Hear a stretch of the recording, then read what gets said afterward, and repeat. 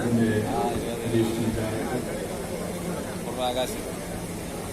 ബഹുമാന്യനായ VKC ഉമ്മർവാണ്ടി നിഷാദ് ഉൾപ്പെടെയുള്ള MP ഉൾപ്പെടെയുള്ള ബഹുമാന്യരെ വിവിധ രാഷ്ട്രീയ പാർട്ടിയുടെ നേതൃനിരയിലുള്ള പരിപാടിയിൽ പങ്കുകൊള്ളുന്നു.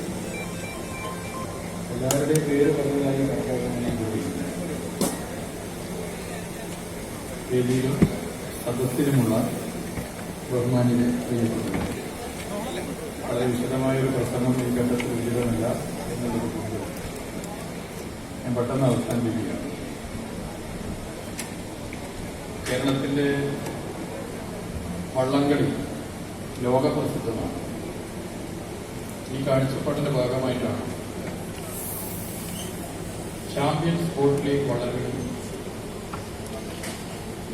ടൂറിസം വകുപ്പ് നമ്മുടെ സംസ്ഥാനത്ത് ആരംഭിച്ചു.